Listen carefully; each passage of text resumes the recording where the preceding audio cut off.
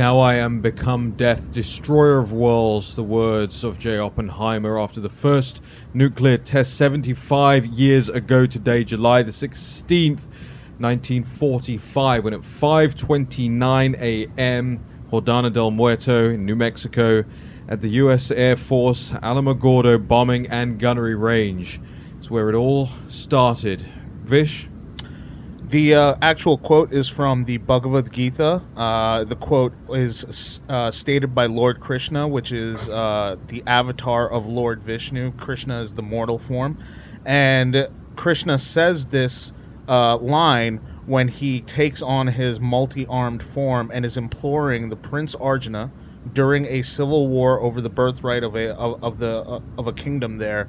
He's imploring Arjuna to basically do his duty and to go and fight the war, and if he has to kill some of his relatives and his friends in order to succeed and deliver the kingdom, then he must do that. And that's what Krishna, that's the line Krishna says to Arjuna as he takes on his godly form. Episode 284, War Room Pandemic, here on America's Voice.News, Newsmax TV, G News and GTV, blowing this through the CCP's firewall, subtitled in Mandarin, and of course with all of our sponsors and partners out there as well.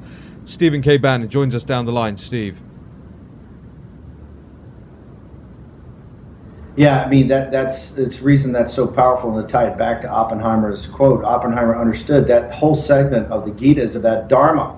It's about doing your duty, right? And you see the dharma, I think, of this generation. Dr. Bradley Thayer just talked about it in the last, that we've allowed an entire generation to have one of the most vicious dictatorships in world history now become a global power. And they're a global power. All this thing talking about their regional power, they're a global power. They've announced a secret 25-year deal, $400 billion with Iran, with their junior partners in Persia, right, to control the other side of the Eurasian landmass. They've got the UAE and Saudi Arabia are two great allies, and I put that in quotes. Two guys we've been propping up forever, providing them protection and arms. They both vote with China on the Hong Kong security bill. I think it was the 53 nations are great allies. UAE and the Saudis are voting with them. And so you've seen for an entire generation, you had this hack, Richard Haas, that's on the kingdom of hacks, which is Morning Joe. If you ever want to see the conventional wisdom, you ever want to see what the United States should do the opposite of, just listen to Morning Joe every morning, particularly when they get the national security hacks on there of Admiral Stavridis and David Ignatius and Richard Haas and the rest of these clowns they roll out there that have led to managed decline of the United States. It's a generational, really, dharma to be able to confront the Chinese Communist Party and assist the Chinese people in their freedom. I know we've got some stuff we want to talk about Xi and also the floods that are going on. A humanitarian catastrophe is about to hit the Chinese people, I believe. You know, Jack Maxey was saying back in late January, early February, Jack, you were warning about the coming potential famine that could happen into the third world and some of these developing nations because of the pandemic. I think you're the first voice out there that was saying, hey,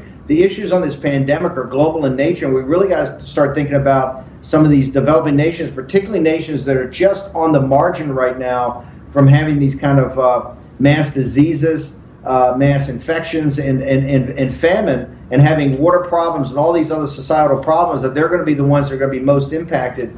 Now we're seeing in China the combination of the coronavirus or the CCP virus coupled with this historic flooding that's going up around the Three Gorges Dam. People are talking about, you know, and I'm not saying they're intelligence reports, but people that are on top of these matters are actually saying there could be 100 million people either die in these floods and or die in the famine afterwards. So where does President Xi stand right now, Raheem and Jack, as far as his support in China, and what's the status of these floods? Are now another event that's coming in this kind of historic time. We have an historic flood event taking place in the interior of China. Well, Steve, one of the things that's a real big issue with this is that it's downstream from the Three Gorges Dam. It's actually reduced a little bit since Monday was the high.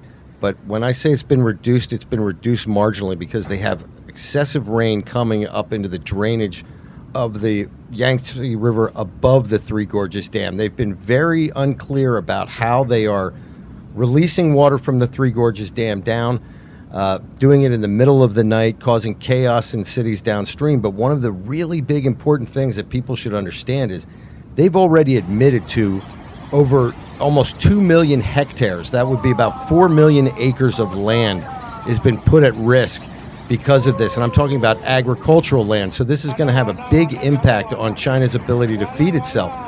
Also, we remember, you've spoken about it at great length, the African swine flu that is infecting the Chinese pig population, which has seen them be forced to eradicate about half of their population in the last 10 months or so.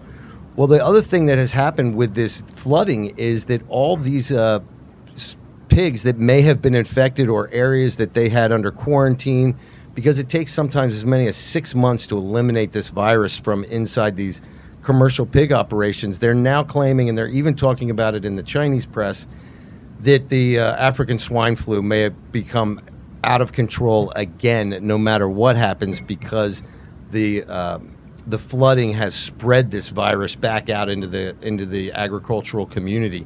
But they are looking at a real crisis. In fact, state television is imploring people who live along the flood plains of the Yangtze River to return to their homes to help work on the levees.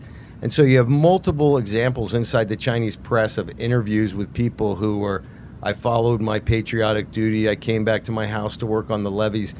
But I have to tell you, it really does not look like they're going to be able to stay ahead of it. The largest lake in China, which is south of the Three Gorges Dam, if you look on a map, it's kind of southeast of Wuhan. This lake has already exceeded its berm, and they've put 3 levels of sandbags around it as of last night.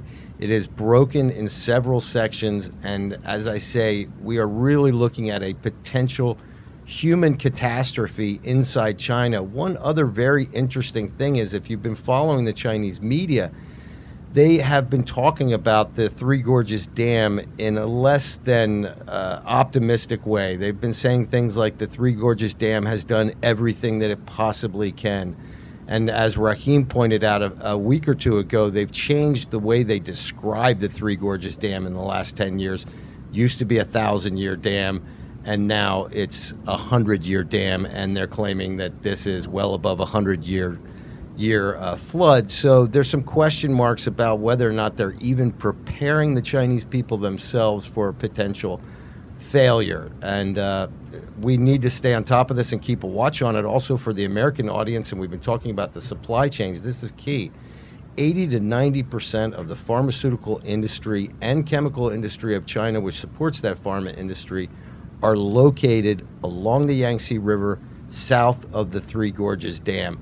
We are already have exceeded the flood levels of 1998, which pretty much destroyed the city of Wuhan. It's been rebuilt since then.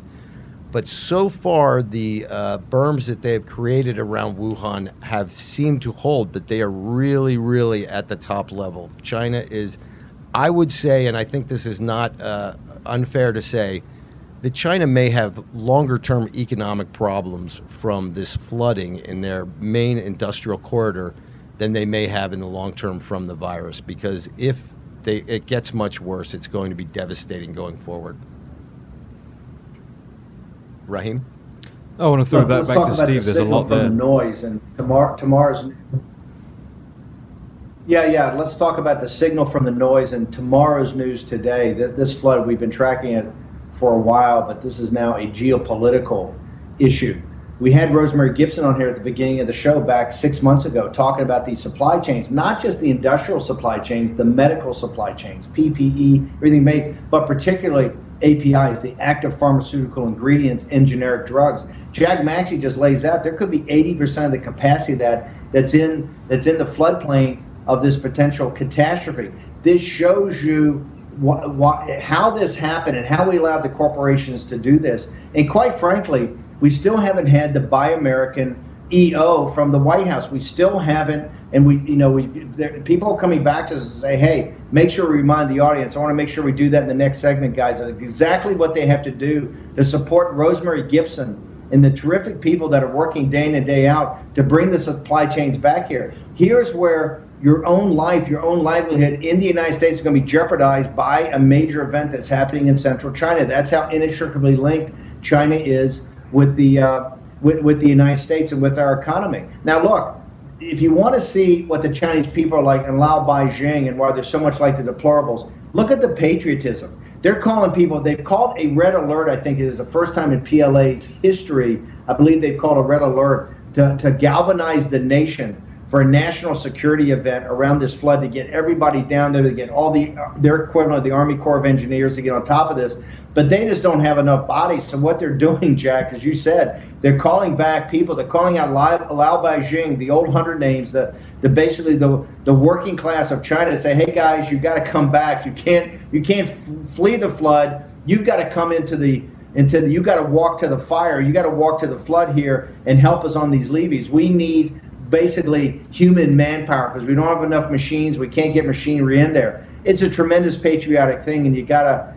This is why we have such a deep love and affinity for the Chinese people. They're the most decent, hardworking people on earth. They're being called back to essentially save their country, and they're doing this. They're responding to this totalitarian dictatorship that's once again screwed up everything. This thing's totally mismanaged how they've done it. One of the reasons it's mismanaged is, once again, the Chinese Communist Party lied about it. They suppressed the information from the very beginning. They've also suppressed the information of letting water out of Three Gorges Dam. Raheem, as you so brilliantly picked out a couple weeks ago, it went from a 1,000-year dam to a 100-year dam. And if I'm living in that area, I'm not feeling very good, because I know that they're trying to prepare the media. They're putting out a meme that this thing may not hold. There's also all these things on the internet about how the Three Gorges. Now, some of them are overplayed, but I've talked to a lot of people inside of China in the last couple of weeks, and they're saying, hey, that meme when they said it was a 100-year dam is something. If that dam goes, there could be hundreds of millions of people that get swept away here. But in addition, this shows you the vulnerability of the United States. Look, people in the radio audience, particularly the John Fredericks radio audience, come from Southside Virginia. Remember Smithfield Hams?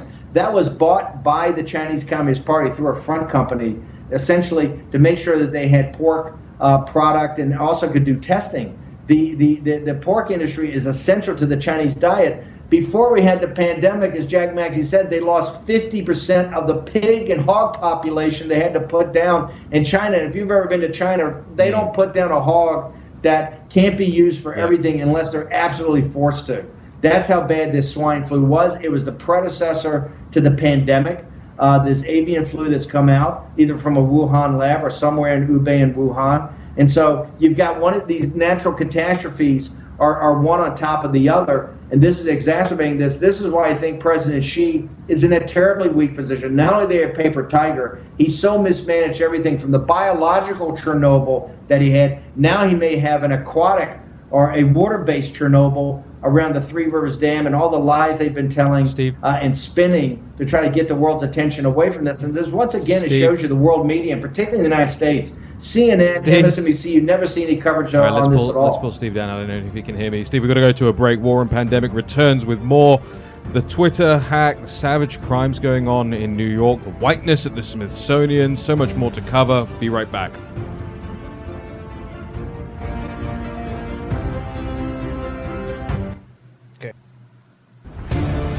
War Room Pandemic with Stephen K. Bannon. The epidemic is a demon, and we cannot let this demon hide. War Room Pandemic. Here's your host, Stephen K. Bannon. Batter my heart, three-person God for you, as yet but knock, breathe, shine, and seek to mend, that I may rise and stand, overthrow me, and bend your force to break, blow, burn, and make me new. Those are the words from the Holy Sonnet 14 by John Donne, 16th century English poet, that inspired Oppenheimer's use of the word Trinity for that Trinity test that happened 75 years ago today. You're back in the War Room. Greg Manns, Jack Maxey, and Raheem Kassam. Over to Stephen K. Bannon. Yeah, one of the things we've been highlighting today is the separation of time from Czechoslovakia, from really the kowtowing of the West to Adolf Hitler until the testing of the atomic weapon was only 7 years, and that's a time when you have decades in which nothing happens, and then you have weeks in which decades happen. That's the time we're living in. This is a world crisis, and it's only going to get more intense.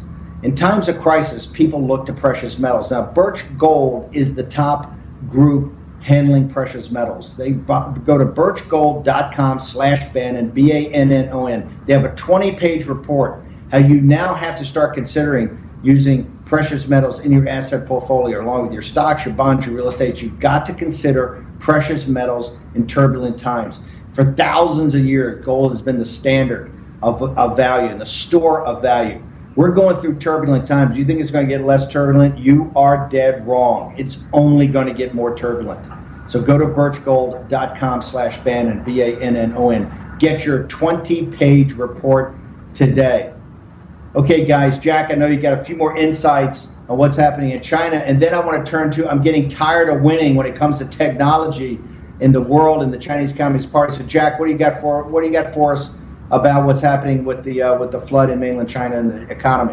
One thing that I think we got to keep an eye on, you talked about the food security that they're going to be suffering over in China. They just announced from their National Bureau of Statistics that year over year, food inflation in China is up 11%. Now, here's the inside tip. It's gone up over 2% in the last 2 weeks. So what they really are suffering is higher demand than supply, and we're going to watch that supply be continually reduced as we watch the flooding impact China, particularly as they're coming up on their midsummer harvest. And also, I don't mean to be like a scaremonger, but we also need to maintain a watch on the locusts, because there are reports that some of them have already gotten into western China. And if that takes off, and this rainy season is perfect environment for them, adult locusts land in the mud, they lay their eggs, and the babies are born, say, 2 months hence. So this is some real things that we need to pay attention to. And also, I think this really, as you said, Steve, it's not just the pandemic. We risk ourselves with the supply chain here in China, even with natural disasters. Steve? You've got to go, guys. I want to make sure in the next segment we have the specifics of how people go to the White House site to support Rosemary Gibson and the group that want that executive order or whatever the presidential action, and get the supply chains back here. The big pharma should not control this. People around the White House should not be telling the president that big pharma should be allowed to control this. We need to bring those supply chains back here on medical. We need to bring them all back, but particularly we need to lead with medical. I also want to duly note, Raheem, before we pivot now to I'm tired of winning, talking about TikTok and Huawei, that Jack Maxey, for the audience, Jack Maxey's been trying to get that locust bid in here for about 5 months. And I've always been able to patrol it, so I'm going to blame Fish on that Jack Maxey could finally slide the other biblical play that's coming in here. But no, Jack, you're absolutely correct. It's a convergence of bad things that are happening in central China right now. We pray every night for the Chinese people, for the decent, hardworking folks in China, and hope for one day that we can assist in the little way that we try to in their freedom, so that they don't have to go through this nightmare continually, decade after decade and year after year. Raheem, I'm tired of winning. Talk to us about what the administration is going to do on TikTok. Talk to us about what Huawei is. Also, they just announced, or they leaked to the New York Times, they're thinking of doing a massive travel ban against anybody that's associated or a member of the Chinese Communist Party. You know, President Trump and the administration are dropping the hammers, and the allies are jumping in here. So talk to us about TikTok and what else is going on in this information warfare. Yeah, Steve, and if you could get your background noise level up, that would be really great. We're loving the beeping here in our ears in the war room. Look, Steve, it's the tide of winning, but I'll believe it when I see it. Right? There's been a lot of talk about these TikTok bans and so on and so forth. We've been studying it for a long time here in the war room, especially as it pertains to India and these 59 apps that they had banned. just a couple of weeks ago. We actually wrote the first major article about this on the National Pulse. On May the 22nd, TikTok is controlled by the Chinese Communist Party. Delete it. And of course, a lot of people have weighed into that discussion along this way so far. But Mark Meadows, the chief of staff in the White House, telling reporters traveling from Atlanta on Air Force One yesterday that he doesn't think there's any self-imposed deadline for action on this. However, he said, I think we are looking at weeks, not months. He's specifically talking about the national security risk as it relates to TikTok, WeChat, and all of these other apps used by the Chinese Communist Party, whether they're sponsored by them, whether these apps are run by companies who are in hock to the Chinese Communist Party. This is a major, major development as far as I'm concerned, because as we've seen in recent weeks and months, these apps, including TikTok, have been used to campaign in this presidential election in a way that can only, as far as I'm concerned, construe election interference and at the very least, a major fraudulent event that we saw in Oklahoma. Now, should the campaign have been worried, weary, and ready to deal with things like that? Certainly. And there was egg on their faces after that big TikTok campaign to block book tickets for that Tulsa rally. But that's the way the cookie crumbles. Now, on as far as assailing China and assailing ByteDance and assailing TikTok is concerned, if it cannot wait until after an election, it must happen this side of an election. Otherwise, you're going to have election interference. You're going to have people scratching their heads and looking back and saying, "Oh well, how come this never happened?" The action looks like it's happening, as Mark Meadows says, in the coming weeks. Now, I want to also pivot while I have the microphone to the big Twitter hack that happened yesterday. It was about 5 o'clock in the afternoon where Twitter users started to notice their accounts being taken down and limited, alongside major verified accounts posting what appeared to be Bitcoin scams. You had Joe Biden's account, you had Barack Obama's account, Kim Kardashian's account, Kanye West's account, all these verified multi-million follower accounts being used for this Bitcoin scam that I think has raised nearly $200,000 in scam Bitcoin donations and purchases so far. But Twitter really showing now, as an institution, just how fragile that ecosystem is when you consider the implications of news, of tornado warnings and reports, of presidential declarations, of communications between major world leaders that take place on that platform. What we've seen in terms of the explanation about this hack so far is that it looks like it was actually a Twitter employee portal that was used, whether it was purchased from some Twitter employee that thought he might be able to get away with this, or whether it was hacked, the employee portal. We know they've been working from home more. We know people are accessing this employee portal remotely more. And the images that we're seeing that Twitter is still not ready to own up to and own as their employee portal. We'll see what they say. We certainly know they've been taking down images of this portal that when they go up on Twitter. But what this portal appears to show, these images leaked to 4chan and later on last night into other social media networks, what they show is the level of access a Twitter employee has to all of these high-profile accounts. Their email addresses, their locations, their phone numbers, their tweets, and critically, as we've been making the assertion for some years now, whether or not Twitter can quote-unquote shadow ban users. Now, a shadow ban is effectively when, for instance, myself, I'm unsearchable in Twitter search function. My tweets don't appear when people search certain keywords. My tweets don't appear in certain people's timelines. And Twitter has always kind of informally at least denied that this was taking place. Well, if these images from the hack are accurate, they actually show that there are such things as blacklists that Twitter employees can put individual users on. There are search blacklists.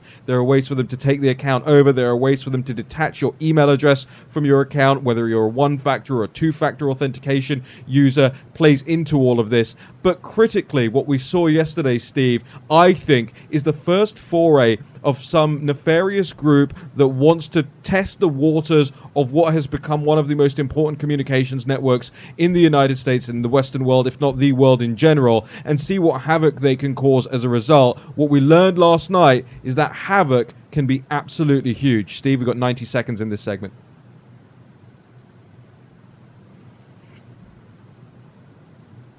Information warfare is just as critical as kinetic warfare now. Information warfare and economic warfare is where this is going to be fought. This Twitter is very disturbing. I got a question for you in the minute we got left, Raheem. You talked about what they showed as the dashboard. The president is the driver of so much action on Twitter. What can they see on the president's dashboard? You know, he's got, 92 million followers. He's on Twitter nonstop, much to the chagrin, I know, of some of his followers. What can they, on the president's dashboard, what does Jack Dorsey know about the president of the United States communication that the rest of us don't? Well, you can see the metadata behind it, which means that they can probably pull where the tweet is coming from, what kind of device the tweet is coming from. Of course, the White House has its own communication software that it builds for all of its social media platforms, so there may be a layer of interference in there, and we know that Twitter has restricted which employees can actually access the president's account after a couple of years ago when a disgruntled employee actually took down the president's Twitter account for a while. But Barack Obama's was freely available, Joe Biden's was freely available, major other celebrity figures were available. We're not quite sure, but I suspect that Congress will be asking some serious questions and we'll be getting some answers in very short order. We'll be back in just a second.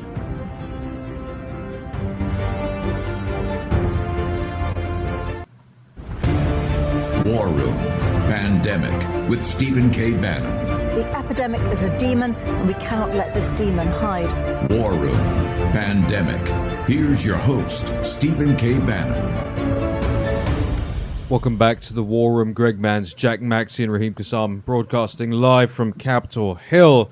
Gentlemen, I am relieved that it was less humid this morning here on Capitol Hill. Stephen K. Bannon has abandoned us for the rest of the show, which means we've got the run of the show to ourselves. So I say we throw out the lovely show clock that Vish has made for us, and debate amongst ourselves on all these points that are going on all around the world at the moment. The signal from the noise is such an important thing, but sometimes it's important to keep a track of what's going on out there in the wider noise sense, so that actually you can hone down on what are the critical things taking place. Now, there's all these stories out there at the moment about the Smithsonian Museum, and we'll get into that.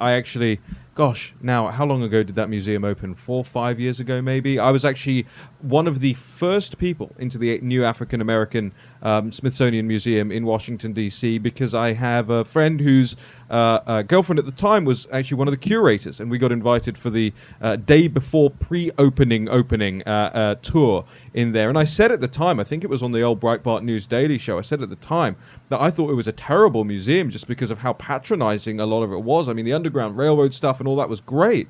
But then upstairs you go and you look around and there were sort of exhibits to Nike Air Max trainers and skin lightening cream and all this stuff. And I just thought this isn't culture. This is kowtowing to and pandering. And I didn't think African American people would even want that sort of thing. Rather than there is a rich history for this community in this country, and that seemed a little surface based to me.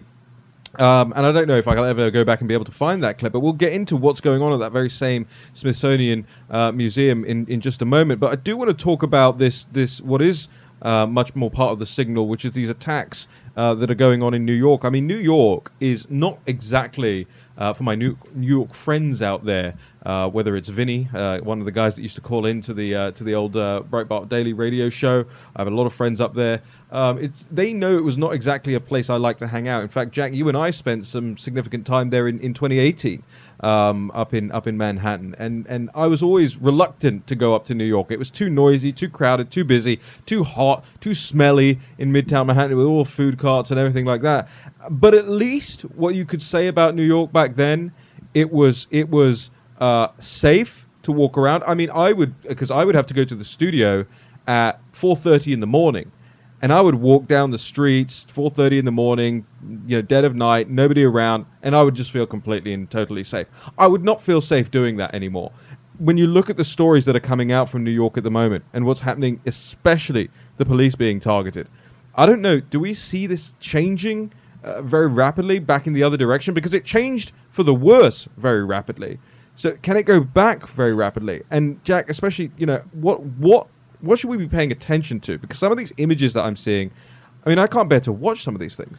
Well, one of the things that's so frightening to me, Raheem, is it seems that the mainstream media and many of the leftists in the intelligentsia, etc., have sort of justified this behavior. They've sort of made it okay to attack police officers. They've sort of made it okay to reject authority. And you have to wonder, are they doing any benefit for the people on the streets? No, they are trying to create chaos so that they can run the election in the fall. They don't really care about what's going on in the streets. Remember, they care about the pandemic, but they don't care about the pandemic when we're protesting and burning New York City and beating up police officers, right? It only matters if you want to go down to your local bar and have a drink with your friends that you haven't seen for 3 months because Dr. Fauci has used sheltering in place. Unless, of course, you have a grievance that requires millions of people to go into the streets. To me, Raheem, it's outrageous. And I will tell you, one of the things that's coming out of it is you just saw the National Association of Police Organizations endorsed Donald Trump yesterday. And they endorsed him because they recognize your steadfast and very public support for our men and women on the front lines, especially during this time of unfair, inaccurate opprobrium being directed at our members by so many. Now, let's remember, this same organization supported both Obama and Biden in the prior 2 election cycles when they were running for president, vice president. So this is a real sea change, I think. You're actually seeing these people understanding now that perhaps in the past they might have had some economic interests in supporting the Democrats, but now when it comes down to personal safety, they recognize that it is a Republican president who has their 6, and I feel that our audience definitely has the 6 of law enforcement, and I certainly do. But I think that we're going to see some more dynamic changes. I think we have a pretty good clip of what was said by one of the local organizers. Yeah, let's roll that actually right now and see what they had to say. Today, the gloves come off to this mayor, and I'll say it again. What's happening in New York City, the blood is on your hands. What happened to that 1-year-old, and you to go there and cry fake crocodile tears to say that you have that family's back, and you're allowing these progressive protesters out here to destroy our city, you're at fault. It's incredibly poignant stuff. Let's roll the next one also. I think that a total elimination is something we need to reevaluate. Right now, bad guys are saying that if you don't see a blue and white, you can do whatever you want. That's the message. I mean, that's the message that's been sent. Well, and this is the sad thing is, you're actually, the first guy is actually, I believe, a short list for running for mayor of New York City. It's the second guy. Second guy is going to be running for New York City mayor. So hopefully we're going to see a sea change on the street. And let's look at it. These are 2 African-American gentlemen, and they're living it. And they say enough. Right? I think all of the decent people of America, the deplorables of America, have to stand up and say enough. There are plenty of us out there, and somehow we're being cowed and kept quiet. And I think really the more we get out in the street, the more that we just behave as we normally do as decent human beings going about our work with our chests out, ready for anything, these people will creep back into their mother's basements. That's what we need to do. We just got to get back to being America. We got to get our chins out, our chests out, and start walking tall. This creeping around with masks on, it's just getting old. Got to get back to being Britain. Yes, I agree. Guys, do we have any more of these clips that we want to play for the audience here as well of what's been going down in New York? Because some of the footage has been absolutely. Do we have this Brooklyn Bridge attack clip here, the clip 13 for America's Voice? Because I want to play this for people. I know it's been floating around social media now, but I want to just reiterate the point. Let's roll this clip from the Brooklyn Bridge. This is no audio. This. I'll describe it for you here. This is police officers being attacked on the Brooklyn Bridge in broad daylight, in the middle of the day, cars driving past, vicious, vile attack taking place. And he's the highest ranked uniformed police officer in New York City. So this tells you a little bit about the New York Police Department, man. They got their admirals out there on the front line. And I have a lot of respect for this guy, but when you see these people reaching over the fence trying to hit him with a cane, they're now trying to search for this guy. But this is really outrageous. And to me, I've got to imagine that the people in that neighborhood looking at this going on, they are just as outraged as everyone else. Just like we say that the Chinese people are the first victims of the Chinese Communist Party, the decent people living in these neighborhoods are the first victims of these mobs. And their best protection is a strong police force. So let's pivot right now while we have the time in this. Greg, you look like you had something to... Just on Jack's point of them you got to speak up, man. Yeah, for them searching. I can't just make eye contact with you like a long lost lover across the table. Oh, we had some signals. That's a reveal. You got to at least play footsie with me, then I'll know. So Jack mentioned that the New York police are on the search for the people that specifically one person in a maroon shirt and khaki pants, and for that person, there's a $2,500 reward for it. So if any of our New York listeners are out there, you can be on the lookout for that. Yeah, big shout, actually, really important. I want to pivot, guys, to this Smithsonian story because I actually, as you guys know from our group chats that we have going on during the day, I was very frustrated that the National Pulse actually missed the scoop on this one because I had the story and just didn't have the resources to man the story in time for the rest of the media to caught us up, actually, whether it was the Washington Examiner or beyond. And by the way, you know, if you want the National Pulse to have more resources, just go to thenationalpulse.com. Every click matters. But this story, the National Museum of African American History and Culture, Smithsonian organization, has got this whole thing on its website talking about race. Explicitly, they say whiteness.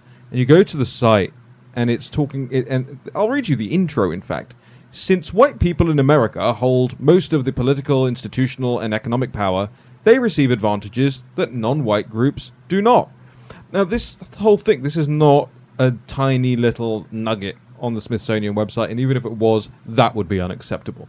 This is a massive, long, educational resource that the Smithsonian institutions are pushing on people who are looking to get educated. Really, I mean, that's what the name Smithsonian has been, has been with for so very long. They talk about white privilege in the thing, then they give you a list of bullet points about what white privilege is, a download, White Privilege Unpacking the Invisible Knapsack by Peggy McIntosh. Then there's a video presentation on white privilege, a 22-minute talk on this website, then a thing that says, stop and think. Why does understanding white privilege matter? And then, of course, here's the critical part. And here's the part that they never really want to address. Because they talk about white privilege, and kind of a lot of us will shrug our shoulders and go, okay, you know, nobody's saying that white people haven't had, you know, typically a greater claim to industrial civilization. And you know, I think we all will look back on some of the more arcane parts of colonial history and go, okay, yeah, that was bad, and we wish that hadn't been done. Whether it was Mau Mau rebellions and all of this stuff, right? Nobody's not cognizant of this. But then what they do is they feed it into the next narrative. And the next narrative is it's not just white privilege and white supremacy that we're going to be talking about. It's actually about how you dominate white people. That's what they get onto next. And they have an entire section on white dominant culture, white supremacy, white nationalism. There's this big long screed in the form of one of these infographics about how family structure and scientific method and the Protestant work ethic and future orientation and aesthetics and holidays and competitiveness and communication are all white supremacist things. They say the King's English, white supremacist. Winning, white supremacist. Common law, white supremacist. Aesthetics based on European culture, white supremacist. Timing, white supremacist. This is on the Smithsonian website, Jack. Planning for the future, delayed gratification. Tomorrow will be better. These are white supremacist concepts. Being on time. Coming to work on time is a white supremacist concept, according to the Smithsonian Institute. I believe that every African American who sees this should be deeply, deeply offended. These are characteristics of all good Americans. And to define it by race is just deeply, deeply offensive. It's outrageous. And of course, as always, ladies and gentlemen, follow the trail. Because here's the thing, what I found out, which hasn't been borne out in any other reporting right now, so maybe we will report into it on the National Pulse, but this was actually broadcast out there by the U.S. State Department also. The U.S. Embassy of Georgia, the country, had this on their website and a link back to this page. So you have the apparatus of the U.S. government pushing out racist messages on behalf of the Smithsonian and the Atlantic Philanthropies organization that's the money behind all this. We'll be right back in just a second.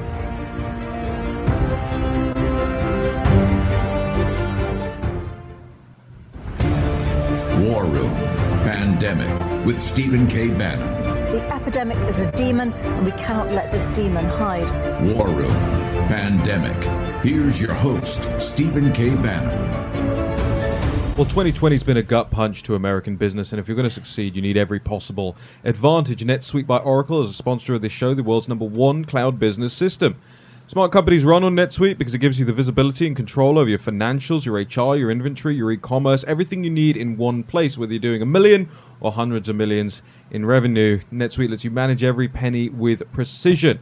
You can control your entire company right from your phone and join over 20,000 plus businesses who trust NetSuite to make it happen.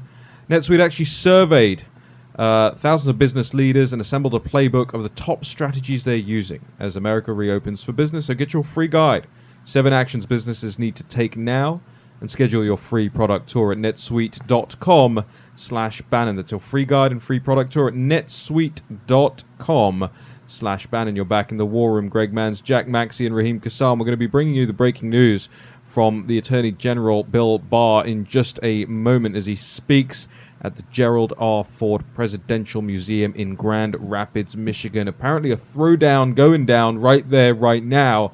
Greg Mann's going to have the details for you in just a second, but I want to open with what the Secretary of State Mike Pompeo said yesterday. Let's roll clip 8, please. General Secretary Xi has made a set of decisions that have been unilaterally aggressive, and what we've seen is now 4 decades of diplomatic engagement and dialogue at all cost diplomacy failed to achieve the outcome that I think Dr. Kissinger hoped would be achieved when he went to China in the 1970s. We've watched unilateral aggression, and you described several of the fronts, right? You talked about intellectual property. You talked about technology here. Many on this call, I was a small businessman, as you described. Many on this call have had their intellectual property stolen. American middle-class workers losing their jobs because good work done by American businesses to create real value destroyed by Chinese thievery.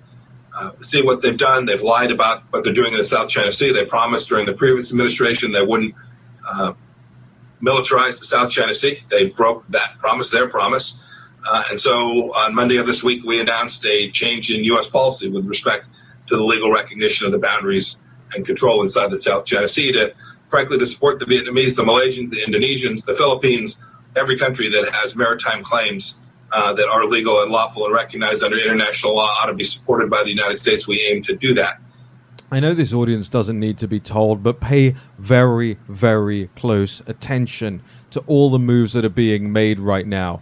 You know, I don't know what's on the CNN screens behind me, gentlemen, probably an advertisement or something right now. But the establishment media does not understand what's going on. They do not understand that when you have the Secretary of State out there saying things like that, you have the President making moves, you have in the technology space, apps being banned or potentially being banned in the next couple of weeks. That news coming from the Chief of Staff in the White House, Mark Meadows. Pay very close attention. Steve Bannon has been saying it since day one. We're in 1938, and make no mistake. And you also had the Attorney General, Bill Barr, who doesn't mince around, who doesn't go just to give fluffy speeches anywhere. If he goes with a purpose. He goes with a purpose, he picks the location with a purpose, and he speaks with a purpose. Greg Manns, what's that purpose this morning? That purpose is to highlight the Chinese Communist Party's threat to the United States and their actions towards us that are deeply concerning. One of the things he said is their goal isn't to trade with the United States. Their goal is to raid the United States.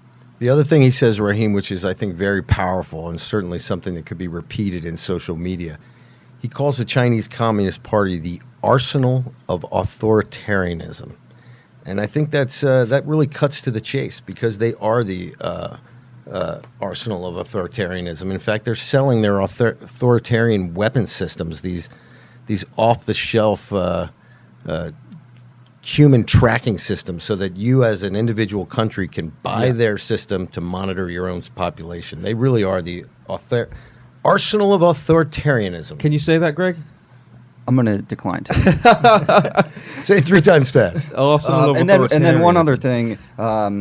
He also said that the world's global response to the Chinese Communist Party will be the most important issue of the 21st century. So he's going into this right now and saying that business leaders, and by the way, I know I get a lot of National Pulse plugs in here, but we have been so far ahead of this that I have to do it. Natalie Winters went through all the FARA, the foreign agent registration stuff, and has been talking about this for months now, breaking story after story about who's in the pocket of the Communist Party of China here in Washington, D.C. And Bill Barr this morning is saying American business leaders who advocate for Chinese Communist Party positions could be violating FARA. And there are all these organizations, institutions, think tanks, lobbyists, so many. I'm not talking about 5 or 10, ladies and gentlemen. I'm talking about thousands upon thousands across the Western world. Whether it's in London, who are working with CGTN, whether it's over here in Washington, D.C., right at the heart of your nation, right at the heart of your nation's politics. There are people who are on the pay of the Chinese Communist Party not registering as foreign agents, and that's something that Bill Barr's getting to this morning as well. Lashing out, I would say, very well deservedly at Xi Jinping this morning, and talking about China placing pressure on U.S. business leaders. This is critical. We saw that letter from Xi Jinping very recently. He sent this letter to global CEOs, and some people read it as a begging letter, and some people read it as a twisting of the arm. One thing I want to point out, too, we only have about a minute and a half left, but I want to read something that one of our viewers said to show the impact of what the government is doing. This announcement that they may ban all CCP party members and their family members from travel to the United States is having a huge impact in China. She writes to us, at War Room Pandemic, the old 100 names loved Trump's new move to ban all CCP members and their families. So much that applause exploded on Weibo last night. So much praise for @Real Donald Trump and @Secretary Pompeo. The thought police effort to delete them is lagging far behind. So the Chinese Communist Party is definitely afraid. They understand that the greatest power out there are the deplorables of planet Earth, including the old 100 names of China.